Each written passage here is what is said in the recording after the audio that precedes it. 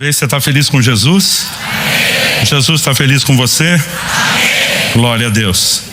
Abra sua Bíblia, por favor, no Evangelho de Mateus, no capítulo 19. Nós vamos passar o ministério da palavra e esse texto vai ser o nosso ponto de partida, o trilho daquilo que nós vamos compartilhar hoje. Mateus 19, de 16 a 22. Eu vou ler na Nova Almeida atualizada. O texto sagrado diz assim: eis que alguém, aproximando-se de Jesus, lhe perguntou: mestre, que farei de bom para alcançar a vida eterna? Jesus respondeu: por que você me pergunta a respeito do que é bom? Bom só existe um, mas se você quer entrar na vida, guarde os mandamentos. E ele perguntou: quais? Jesus respondeu: não mate, não cometa adultério, não furte, não dê falso testemunho, honre o seu pai e a sua mãe, ame o seu próximo como você ama a si mesmo. O jovem disse: tudo isso tenho observado. O que me falta ainda?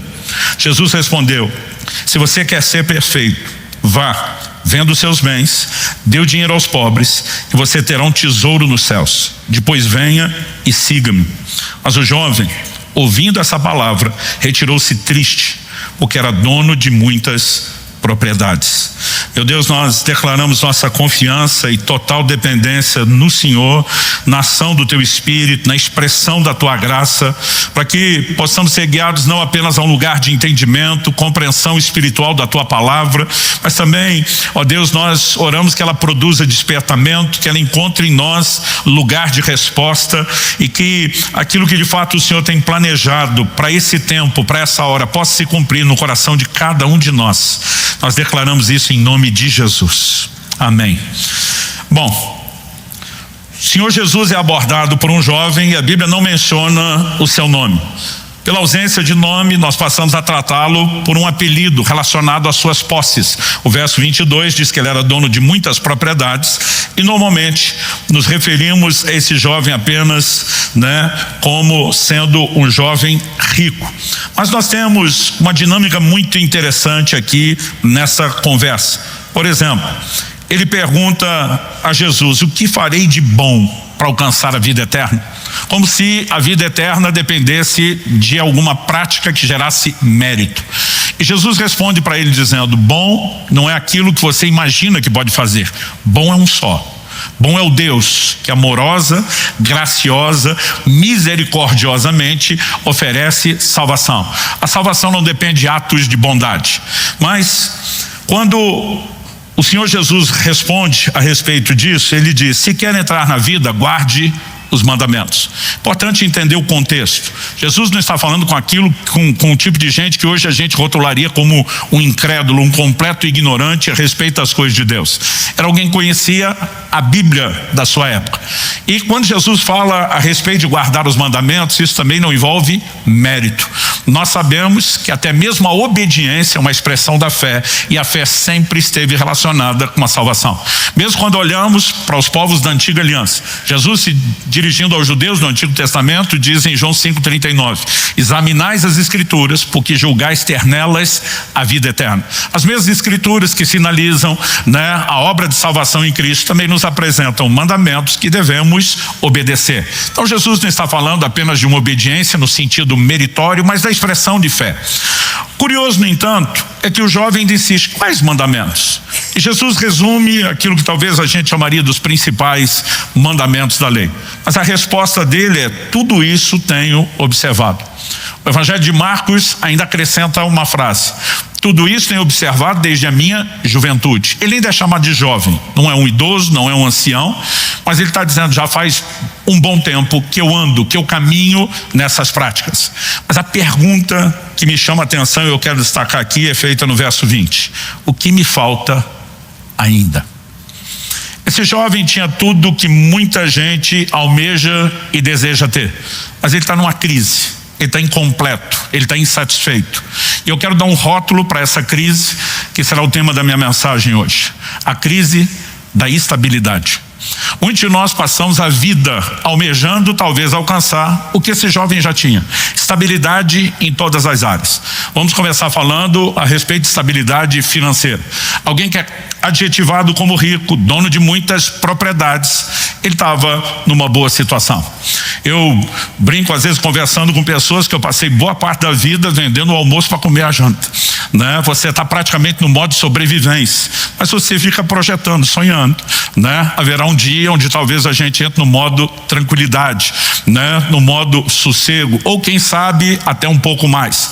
E particularmente eu não estou dizendo que almejar essas coisas seja errado, né? Eu ainda diria o contrário. A maioria de nós deveria ter um planejamento de vida e de fato almejar terminar com estabilidade. O problema não é a estabilidade em si, são projeções de saciedade, de satisfação e realização que muitas vezes nós fazemos ligado a elas. Esse cara tinha tudo na perspectiva financeira, mas ele está com um buraco dentro dele dizendo: o que me falta ainda? Nós podemos supor que esse jovem tinha estabilidade não apenas financeira, né? Familiar. Alguém que ainda novo está dizendo: eu ando os mandamentos desde mais novo ainda, significa que ele foi bem orientado e instruído dentro de casa pelos seus pais a respeito do que a palavra de Deus ensinava, né? Nós não temos informações se ele era casado ou solteiro, né? Se fosse casado, ou mesmo se tivesse na condição de solteiro aguardando isso, as probabilidades eram muito boas em relação ao que para a época nós poderíamos chamar de um bom casamento. Naquela época, dentro daquele contexto cultural, as pessoas não tinham o romance, né, pintado dos padrões de Hollywood de hoje em dia. Eu olhei para alguém, o Cupido mandou a flecha no meu coração, eu me apaixonei. A dinâmica de construção familiar era outra. Normalmente os pais, né, escolhiam famílias que apresentassem boa estabilidade, princípios, de valores, e no caso de uma família rica, normalmente eles procuravam gente do mesmo patamar e os pais combinavam um bom casamento. Fosse casado ou solteiro, ele esteve numa posição que jamais teve em risco ficar solteiro, né? As opções que seriam oferecidas a ele certamente estavam entre as melhores, e não estou falando a respeito de beleza física, né? Mas estou falando pelo menos em termos de princípios, de valores. Quando você olha para o aspecto espiritual, ele tem uma boa formação e está procurando fazer tudo o que está ao seu alcance. Basicamente a gente poderia olhar para esse jovem e dizer: alcançou o sonho de consumo de muita gente, estabilidade espiritual, emocional, familiar, financeira, mas existe um buraco. Alguns chamam de uma crise existencial, e eu vou concordar. O ser humano foi criado por Deus de tal maneira que ele tem um vazio dentro de si que absolutamente nada pode preencher, a não ser o próprio Criador. E ele está almejando por algo, ele está clamando por algo mais. E quando ele pergunta a Jesus: o que me falta ainda? Interessante que Jesus vai dar uma resposta que às vezes soa para mim e para você um pouquinho diferente do que eu acredito Jesus realmente quis dizer. O Senhor no verso 21 diz para ele: se você quer ser perfeito. E essa palavra perfeito, para mim e para você, normalmente ela soa o quê? Alguém que não tem nenhum tipo de defeito.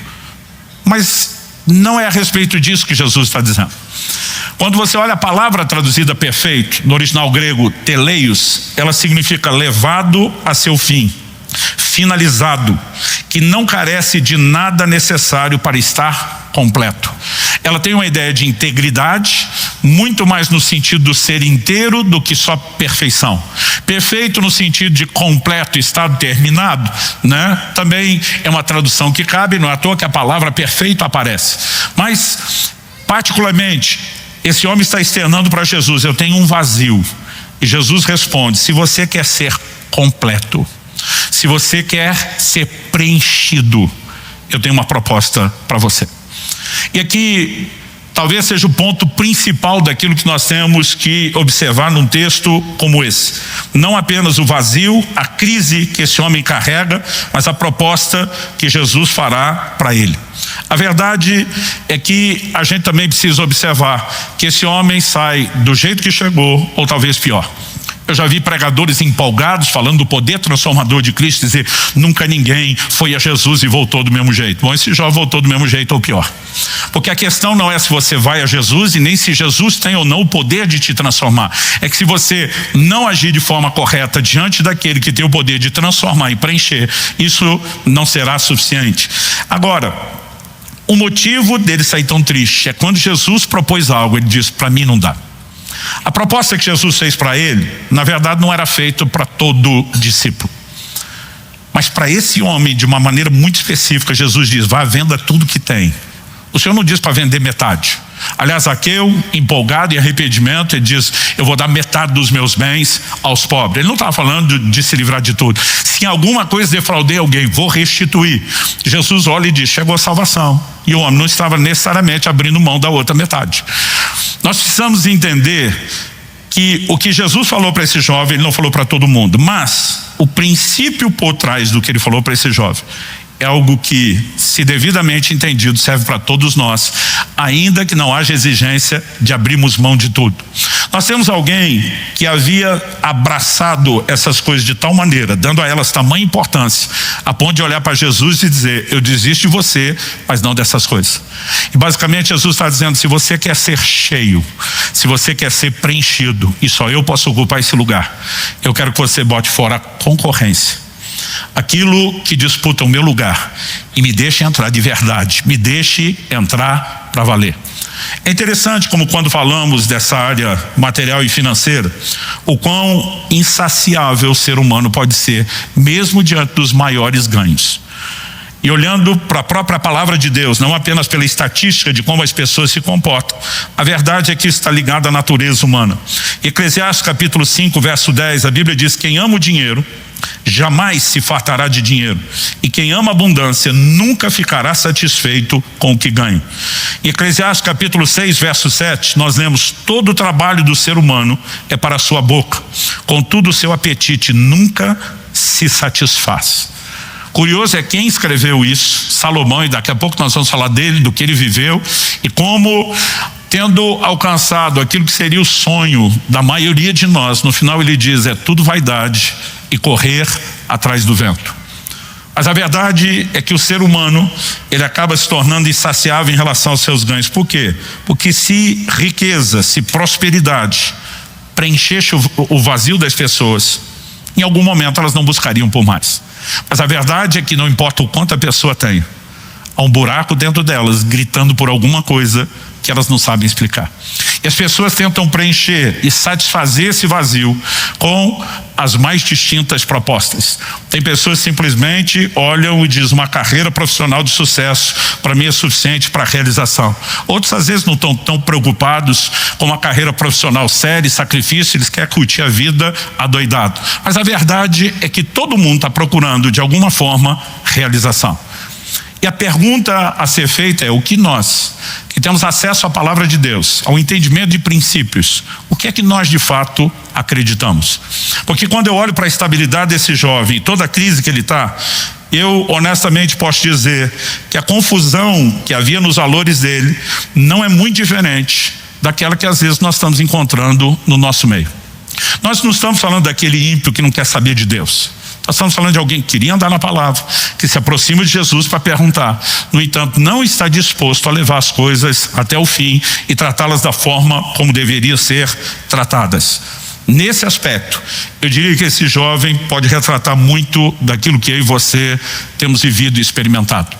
Eu não quero de forma alguma, fazer parecer que Deus tem um problema com dinheiro. Eu sempre repito essa frase: o problema não é o crente ter dinheiro, o problema é se o dinheiro tem o crente. Agora, é indiscutível, falando principalmente de dinheiro, embora ele tivesse estabilidade em todas as áreas, mas isso é uma coisa que pega para todo mundo quando falamos de sonhos, de ambições, do anseio de realização. É indiscutível que ele pode ocupar um lugar de idolatria. O apóstolo João termina sua primeira epístola dizendo: filhinhos, guardai-vos dos ídolos. Ele não está falando para a gente incrédula que tinha um ídolo literal na sua frente.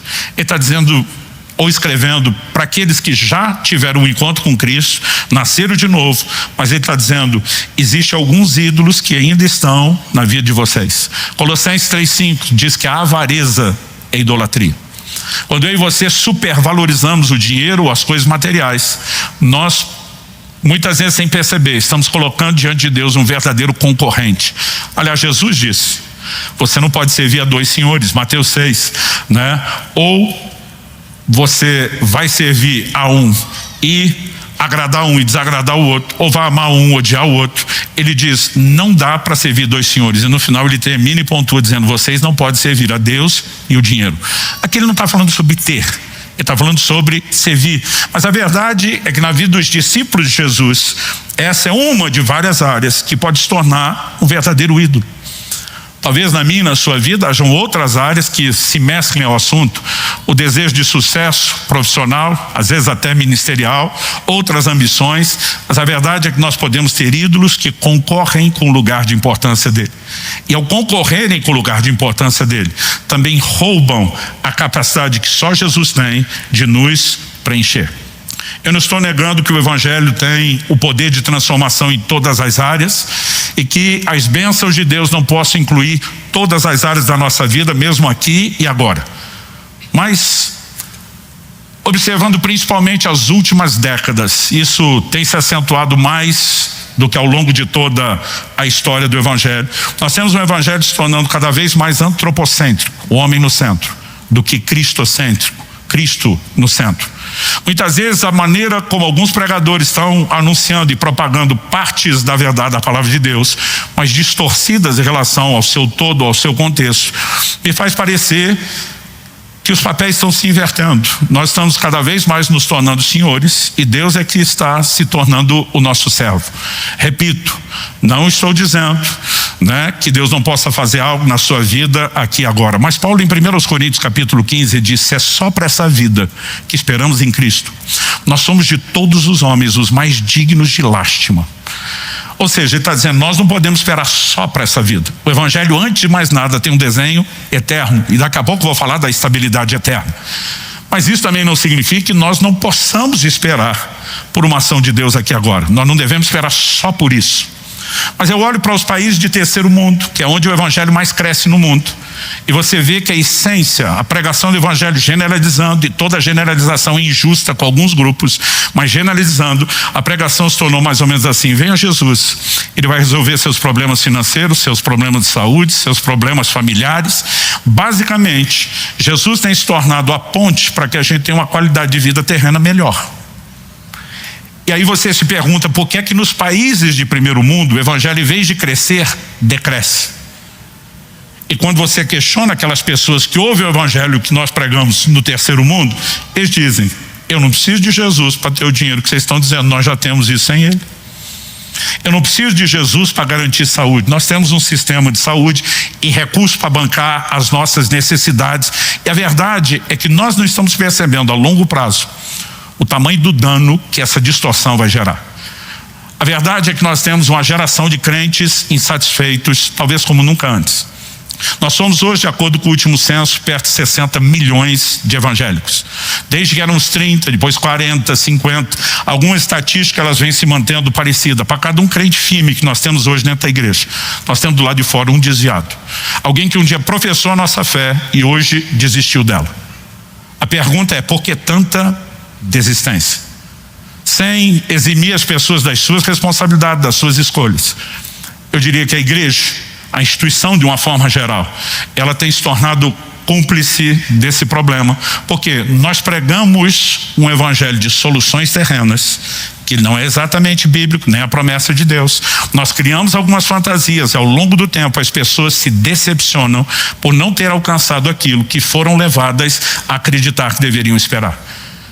E muitas vezes, eu diria que talvez essa distorção tenha sido um dos principais problemas. Nós precisamos resgatar a perspectiva do verdadeiro evangelho, Existem coisas que Cristo, somente Cristo oferece, começando da vida eterna, e daqui a pouco nós vamos falar sobre essa perspectiva. Mas mesmo agora, enquanto aguardamos nessa vida terrena a manifestação de uma salvação que é eterna e plena, nós podemos viver um nível de realização e de satisfação, e somente Jesus pode oferecer isso. Em Colossenses, no capítulo 2, no versículo 9 e 10, o apóstolo Paulo faz a seguinte afirmação. Eu vou ler com vocês. Colossenses 2, verso 9 e 10. No 9 ele fala de Cristo, porque nele habita corporalmente toda a plenitude da divindade. Eu não quero gastar tempo falando sobre isso, mas quando Jesus se fez homem, encarnou, a Bíblia diz, subsistindo como Deus, não teve isso como algo ao qual deveria se aprender, mas esvaziou-se de si mesmo. Em essência e identidade nunca deixou de ser Deus. Mas enquanto viveu nessa terra, até o momento do seu sacrifício, da sua morte, Jesus viveu como homem. Não fez uso de atributos da divindade. Aliás, a essência das tentações do deserto é: se você é o Filho de Deus, haja como tal, e não meramente como homem. Mas Jesus, ele se comportou e agiu como homem, mas depois da morte e ressurreição, quando ele passa pelo que a Bíblia chama de glorificação, todos os atributos da divindade, dos quais temporariamente ele abriu mão, eles são restituídos. A Bíblia está dizendo: nele habita corporalmente, no corpo ressuscitado, glorificado, a plenitude da divindade. Depois de falar da plenitude de Cristo, da divindade, o verso 10 diz: também nele vocês receberam a plenitude. Algumas traduções optaram pela expressão: nele vocês foram aperfeiçoados. Qual é a razão pela qual nós temos essa diferença aí nas traduções? A palavra aqui traduzida plenitude, no original grego, é a expressão plerou ou pleroma, aquilo que é preenchido, né? Ela falava, por exemplo, de um navio na medida em que estava cheio, quando era completamente abastecido. Quando a Bíblia está falando, né, que eu e você temos essa plenitude, essa expressão pleru, tornar cheio, completar, preencher até o máximo, ela poderia ser usada, por exemplo, para falar dessa xícara. Se eu orientasse alguém, pode encher de água, e enchesse até a boca, o que ela estava fazendo era o pleru, literalmente completar. E a Bíblia diz que em Cristo nós somos completos. Não está falando da plenitude da divindade que ele tem se manifestando em nós, mas assim como ele carrega a plenitude da divindade, nele nós temos a capacidade de sermos completos, preenchidos em todos os aspectos, realizados. Quem está entendendo, diga amém. O Senhor Jesus, além de uma salvação eterna, ele tem a capacidade de nos proporcionar um nível de realização sem igual. Aliás, eu e você precisamos entender que essa é a razão pela qual eu e você existimos e fomos criados. Em Atos capítulo 17, versos 26 e 27, nós temos em 2 versículos na Bíblia, talvez o resumo mais claro da razão da existência da humanidade. O apóstolo Paulo diz: de um só homem Deus fez todas as raças e tribos dos homens. Aí vem o que eu sempre chamo aqui de indicativo de propósito. Para quê? Qual o motivo pelo qual de um Deus fez todos nós? O texto diz: para que buscassem a Deus. E você existimos para buscar a Deus, não porque Deus precise disso. 2 versículos antes, Paulo tinha afirmado que Deus não é servido por mãos humanas como se necessitasse de coisa alguma. Deus não precisa do meio do seu reconhecimento. Ele não é carente, ele não tem problema de autoestima, ele não tem nenhuma necessidade que a gente o reconheça, quer você o reconheça, quer não. Ele segue sendo Deus, ele é absoluto, completo, perfeito nele mesmo. Mas se eu e você não buscamos, nós jamais seremos preenchidos. Já vi muita gente falar: estou vivendo uma crise existencial. Eu vou dizer que, na minha opinião, esse é um dos melhores adjetivos. A crise não é circunstancial, não é do momento que alguns nós vivemos, né, que nós passamos. Ela normalmente está relacionada com a questão existência. Para que existimos? Se nós somos criados para buscar a Deus e não estamos cumprindo o propósito, jamais seremos cheios. Jesus, em João, no capítulo 4, quando ele se encontra com aquela mulher samaritana junto ao poço de Jacó em Sicar, ele diz o seguinte, João 4, 13 e 14: quem beber dessa água voltará a ter sede, mas aquele que beber da água que eu lhe der nunca mais terá sede. Pelo contrário, a água que eu lhe der será nele uma fonte a jorrar para a vida eterna. Jesus está dizendo: minha proposta é algo maior do que só essa vida terrena, e eu estou falando de vida eterna. Mas basicamente ele está dizendo: você não precisa esperar a plenitude da redenção, você não precisa esperar chegar aos céus para ter o que eu ofereço desde já. Quem beber dessa água volta a ter sede, mas quem beber da água que eu ofereço jamais terá sede. Jesus está dizendo: eu ofereço uma saciedade que nada, ninguém, nenhuma circunstância pode te oferecer. E pensa na mulher que tinha sede. Jesus olha para ela e diz: você já teve 5 maridos, e o sexto com quem você está junto agora nem é seu marido. Outro dia alguém falou: como é que alguém que teve tanta frustração no casamento segue tentando, né? Eu respondi à pessoa: existe um clamor, uma sede, uma fome, um anseio dentro de cada um de nós por realização, por alegria. Alguns de nós somos teimosos o suficientes para continuar lutando e tentando de todas as formas. A verdade é que tentar nas mesmas fontes não vai resolver nada. Mas Jesus está dizendo, eu posso saciar a sua sede. Ele diz, essa água que você bebe, você sempre vai estar com sede. E aquela pessoa que acha que prosperar vai dar realização, quando ele prospera, ele percebe que ainda está com sede. Para aquelas pessoas que acreditam que era prosperidade, né, ou o sucesso profissional, ele vai sentir sede. Para aquelas pessoas que estão buscando isso nas festas de todo tipo, ele sempre terá sede. Jesus está dizendo, só eu posso saciar você. O que Cristo nos oferece, mesmo nessa vida, antes da eternidade, é algo maior do que nós temos mensurado. Em João capítulo 6, verso 35, Jesus responde a uma multidão que queria fazer de Jesus rei à força. O Evangelho de João fala isso. Jesus multiplicou pães, saciou a fome do povo, eles olham e falam, é um governante como esse que nós precisamos, alguém que resolve os nossos problemas. E a Bíblia diz que Jesus fugiu deles para que eles não fizessem rei à força. Agora a pergunta é, qual a diferença entre o comportamento desse povo e muitos de nós na igreja? Que hoje em dia queremos Jesus só para resolver os nossos problemas. É como se a gente dissesse, o Senhor precisa nos dar mais daquilo que nós temos sede. Mas Jesus está dizendo, mesmo que eu dê mais disso, vocês vão voltar a ter sede, vocês vão voltar a ter fome, vocês precisam de outra coisa. Então aqui em João 6,35, Jesus diz, eu sou o pão da vida, quem vem a mim jamais terá fome, quem crê em mim jamais terá sede. Há uma saciedade que só o Senhor Jesus pode proporcionar. Mesmo quando ele fala da questão da sede, em João 7, de 37 a 39, Jesus explica isso. Ele diz, o Evangelho de João diz, no último dia, o grande dia da festa, Jesus se levantou e disse em alta voz, se alguém tem sede, venha a mim e beba. Quem crer em mim, como diz a Escritura, do seu interior fluirão rios de água viva. Isso ele disse a respeito do Espírito, que os que nele crescem haviam de receber, pois o Espírito até aquele momento não tinha sido dado, porque Jesus ainda não havia sido glorificado. Essa parte do plano de Deus ainda não tinha se consumado. Mas quando Jesus fala a respeito dessa saciedade, ele diz, quem crê em mim, do seu interior fluirão rios de água viva. Ele está falando de algo circunstancial? Não. Ele está falando só da vida eterna quando chegarmos no céu? Também não. Ele fala da presença de Deus na pessoa do Espírito Santo dentro de cada um de nós, como uma fonte da qual eu e você podemos beber diariamente. É certo que ele está apontando para algo que só se usufrui dentro de um relacionamento pessoal com ele. Envolve o combo da salvação, a expectativa da vida eterna? Sim. Isso por si já deveria produzir em nós alegria? Com certeza. A Bíblia fala a respeito da alegria da salvação. Aliás, quando os discípulos de Jesus voltam empolgados, Senhor, no teu nome os demônios se submetem, estão vivendo realização ministerial, o ministério está bombando. Jesus diz para eles, ei, alegrem-se antes, mais do que esse motivo, pelo fato de os nomes de vocês estarem escritos no livro da vida do Cordeiro. Eu e você temos motivo de alegria, não importa a circunstância que a gente vive, porque tudo que nós estamos passando aqui é temporário, é efêmero, é sujeito ao tempo. É por isso que o apóstolo Paulo diz, pois para mim tenho por certo que as aflições do tempo presente não podem se comparar com a glória que em nós será manifesta. Há uma expectativa sempre quando olhamos para o futuro, e essa é a verdadeira estabilidade eterna. Mas mesmo antes de chegar lá, há um lugar de plenitude, de sermos completos, hoje, aqui e agora, que nós precisamos aprender a usufruir melhor. Quem está entendendo, diga amém. Então, dito isso, o que Cristo oferece vale mais do que as melhores recompensas terrenas. E o apóstolo Paulo, ele faz a seguinte afirmação em Filipenses 3, versos 7 e 8.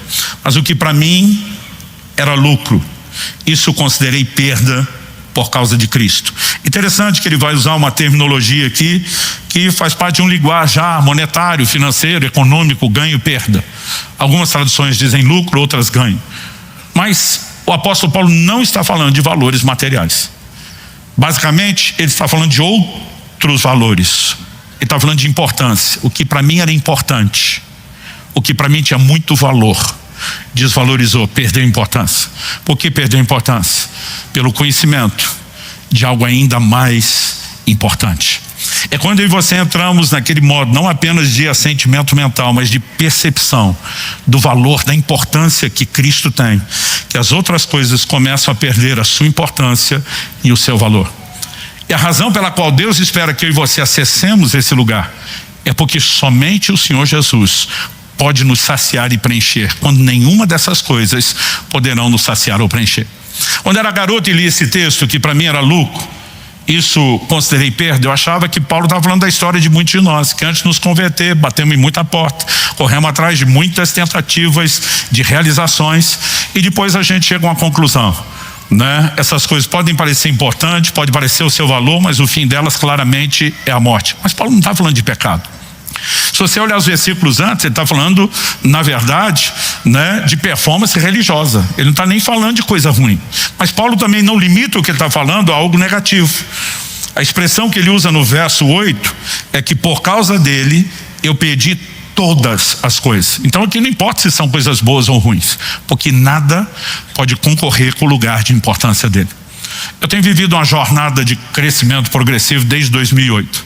Quando Deus me fez entender o que viria se tornar em 2018, 10 anos depois, o nosso livro de maior distribuição, até que nada mais importe.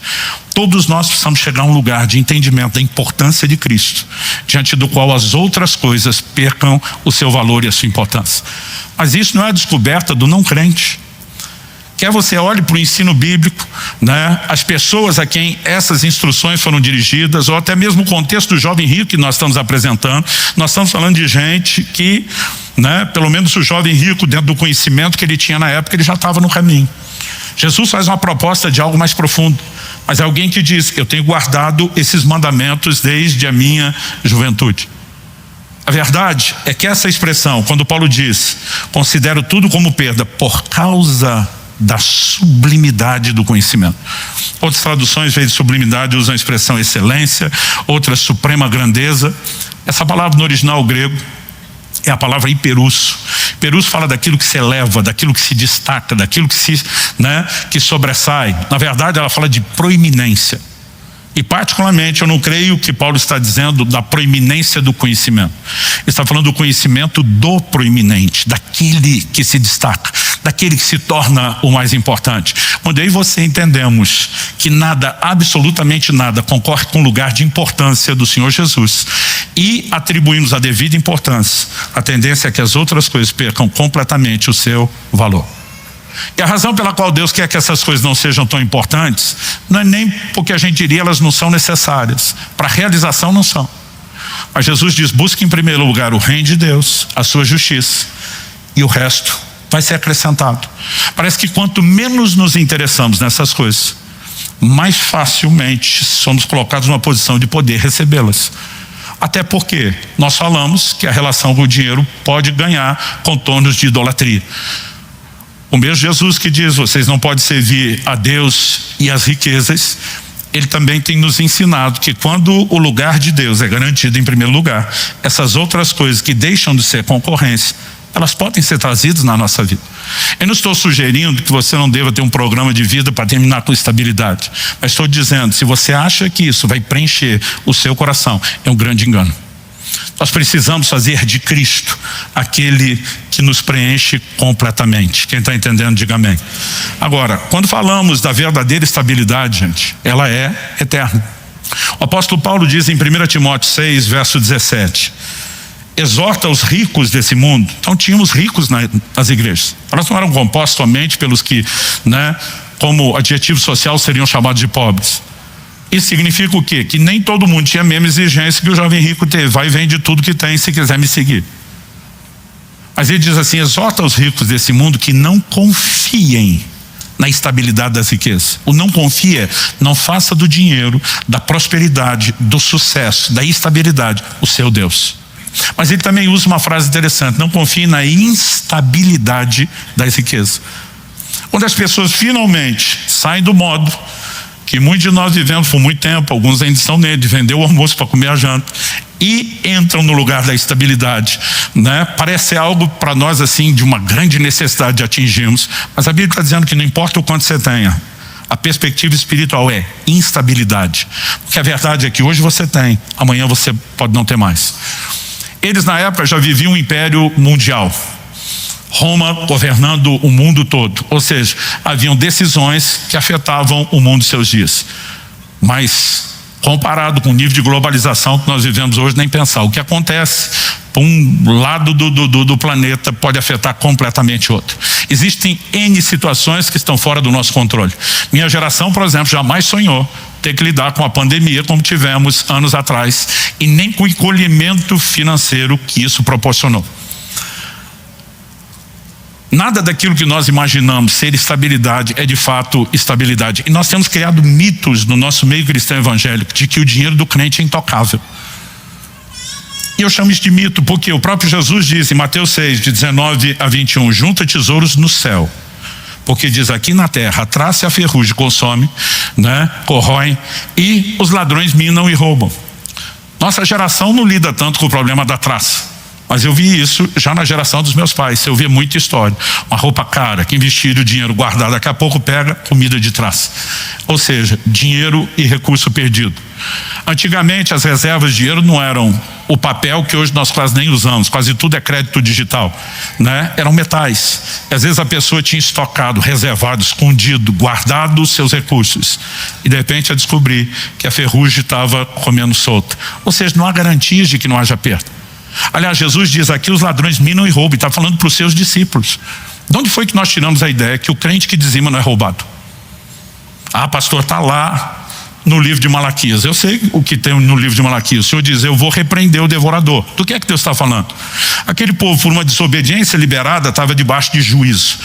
Esse juízo é chamado de devorador. Deus disse, se vocês se arrependerem e demonstrarem arrependimento com obras, uma expressão prática de fé e obediência, eu vou anular isso. Daí a dizer que o juízo revertido nos coloca no lugar de recurso intocável, gente, tem uma grande diferença. Se isso fosse verdadeiro, o que nós interpretamos de Malaquias, então Jesus está sendo contraditório, porque está falando para os seus seguidores, aqui os ladrões minam e roubam. A verdade é que de tempos em tempos, essas perdas têm até um papel importante, didático eu diria, para nos lembrar de não colocar o coração e a confiança no lugar errado. Quem está entendendo?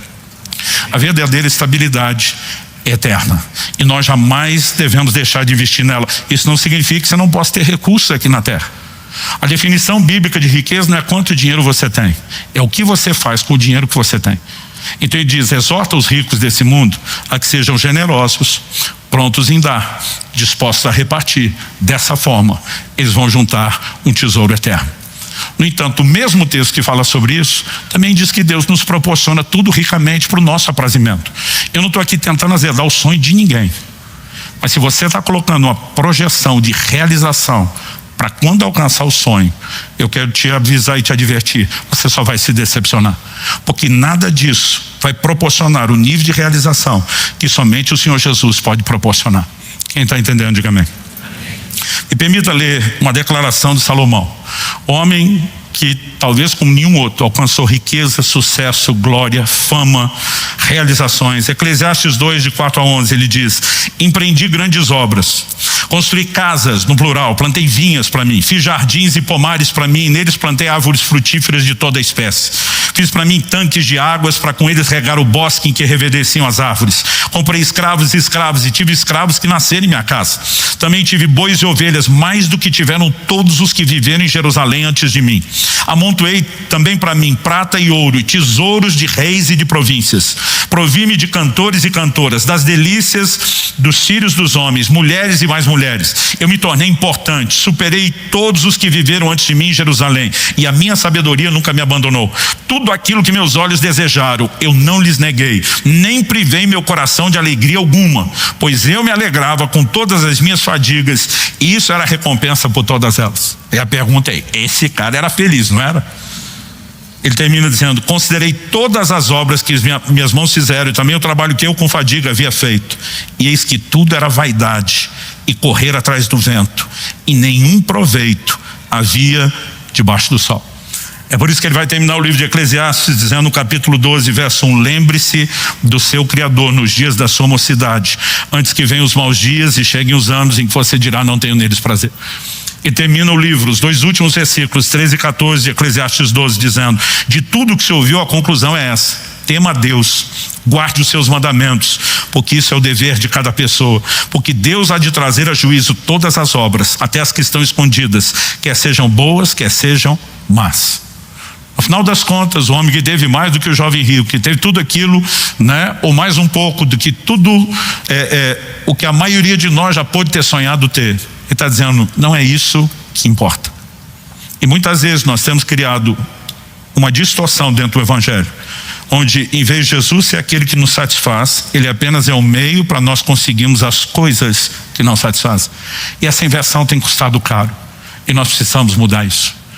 Pastor, como podemos mudar isso? Começando pelo entendimento bíblico correto, a perspectiva de investir na eternidade, não só vida eterna e galardão, mas mesmo agora, de fazer do Senhor aquele que pode saciar o nosso coração. A alegria na vida do crente não deveria ser circunstancial. O apóstolo Paulo diz em Filipenses 4, de 11 a 13, eu aprendi, então isso é coisa que se aprende, a viver contente em toda e qualquer situação. Você pode repetir isso comigo? Diga toda e qualquer situação. Basicamente, Paulo está dizendo, eu não preciso de uma situação favorável para ter alegria ou felicidade. Ele diz, seja na abundância, seja na escassez. No momento, né, da fartura ou no momento que farta tudo. É outro tipo de fartura, né? Ele diz, eu aprendi a viver contente. Por quê? Porque eu posso todas as coisas naquele que me fortalece. Outra distorção que nós criamos em cima desse versículo, posso todas as coisas, é que nós temos a ideia de realização. Então o crente está inseguro sobre algo, começa a confessar, eu posso todas as coisas, no sentido, posso fazer isso. É lógico, com a ajuda de Deus nós podemos ir além das nossas capacidades, mas não era disso que Paulo está falando. Aqui Paulo está falando de suportar. Eu posso enfrentar qualquer circunstância sem perder o brilho do rosto, sem perder o meu sorriso, porque é Ele que me fortalece. Minhas forças para viver a vida, minha capacidade de realização vem dele. Minhas raízes não estão nas circunstâncias. Eu estou extraindo recursos diretamente dele. Quem está entendendo, diga amém. E gente, nós precisamos voltar a esse lugar. Há 2 anos atrás, para falar de forma bem específica, eu vivi uma das experiências mais marcantes da minha caminhada, da minha jornada de relacionamento com Deus. Aliás, nos últimos 7 anos, eu falo muito sobre isso, quando ensino sobre a sensibilidade espiritual que o jejum pode produzir em nós. Muita coisa tem mudado radicalmente na minha relação com Deus, na minha caminhada. Isso não significa que antes não era crente, isso não significa que não tinha realização no Senhor Jesus, mas o lugar de percepção da importância dele, de satisfação que passei a encontrar nele, era algo que eu não experimentava antes. Isso tem me levado a pensar cada vez mais sobre essas coisas. Basicamente, no final de um desses jejuns prolongados, eu tive uma visitação de Deus, né, que é impossível tentar explicar. Não existem palavras no vocabulário humano para tentar explicar o que foi o nível de deleite, de gozo, de prazer que eu experimentei com a visitação de Deus naquele quarto, naquela madrugada. Eu chorava, eu ria, né? Eu orava no Espírito, mas nunca eu havia entrado num lugar de tamanho deleite. E tudo que eu conseguia lembrar na hora era do Salmo 16:11, na tua presença, a plenitude de alegria. E a tua destra, há delícias perpetuamente.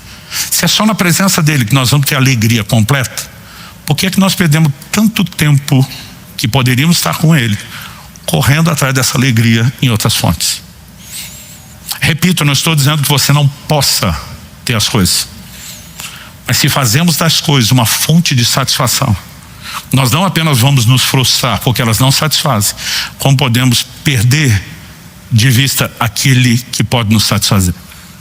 Alguns dias depois da experiência, eu tinha contado para minha esposa o que eu tinha passado.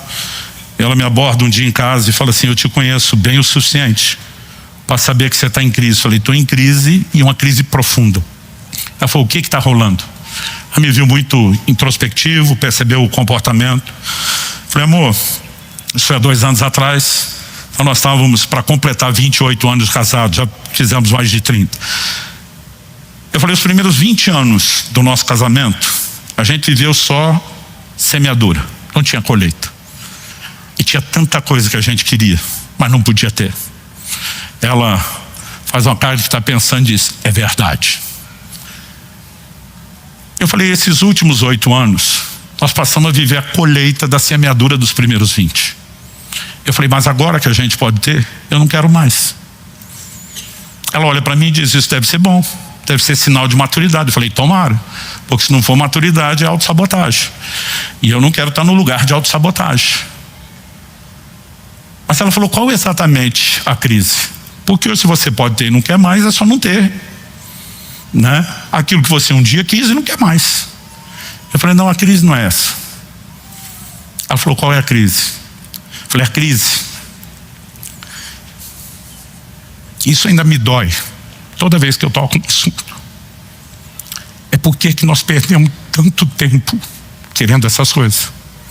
Porque é que havia dentro de nós uma projeção inconsciente de que o dia que nós pudermos ter essas coisas, nós vamos viver um nível de realização maior. E a verdade é que precisou chegar à fase de ter acesso às coisas para dizer, isso não preenche coisa nenhuma. E lembrar que durante o tempo em que não tinha, se a gente tivesse menos distraído com o que não tinha, acreditando que seria fonte de realização, a gente já podia ter usufruído mais do nosso Senhor, como nós estamos usufruindo hoje. A ironia das coisas é que depois que essas coisas deixaram de ser importantes, parece que Deus começou a despejá-las. Às vezes eu falo para Deus, Senhor, é do contra. Quando queria não dava, quando não quer diz agora toma, né? Mas a verdade é que quando queria essas coisas eram concorrentes dele. E a partir do momento que deixaram de ser concorrente, ele disse, isso não é um problema para nós. Eu não tenho por que impedir você de ter acesso. Mas a verdade é que nós jamais podemos confundir essas coisas como fonte de satisfação. Quem está entendendo, diga amém. Eu queria que você ficasse em pé para parecer que está acabando. E que a gente pudesse ter um breve momento de oração juntos.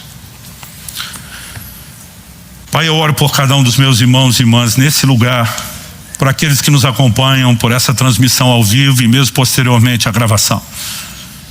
Que no ambiente em que são expostos a esse momento de oração, que o Senhor os visite de uma forma única, especial. Nós oramos que mais do que a capacidade de refletir sobre o que ouvimos, de entrar no modo de autoanálise, de autoexame, nós possamos ir além e acessar aquele lugar que eu gosto de chamar de o exame do alto, que é bem mais profundo. Nós queremos orar como salmista e dizer, sonda-nos, ó Deus, conhece o nosso coração, vê se há em nós algum caminho mau. Se estamos de modo ignorante, inconsciente, buscando outras fontes de satisfação, que sempre nos farão ter sede de novo, em vez de nos deixarmos ser devidamente preenchidos pelo Senhor. Nós queremos entrar num lugar de uma percepção maior. Eu sei que isso não é automático nem instantâneo.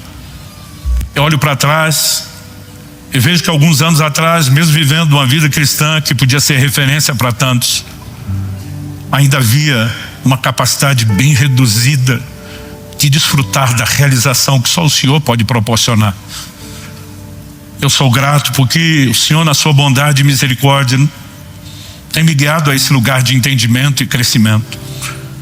Eu clamo cada um dos meus irmãos e irmãs, mesmo sabendo que estamos em lugares distintos de maturidade, da fase da caminhada, mas é hora que cada um deles possa avançar daquilo que já alcançou para algo mais profundo que pode ser vivido no Senhor. E nós te pedimos que nesse momento o Senhor sopre sobre os nossos corações, que a gente possa sair desse lugar com mais do que informação, que Cristo é o único que satisfaz, que nós possamos sair até mesmo debaixo de uma crise amplificada, que o Senhor provoque em nós fome, sede, um anseio ainda maior daquilo que só o Senhor pode preencher. Mas que isso aconteça dentro de um contexto onde nós temos claramente a direção de onde buscar satisfação. Nós oramos por mais, Senhor, por dias de avanço na comunhão e na intimidade, pela capacidade de absorver um novo nível de maturidade e resposta para o Senhor nessa área. E nessa hora pedimos, estende a tua mão, toca as nossas vidas. Nós clamamos em nome de Jesus.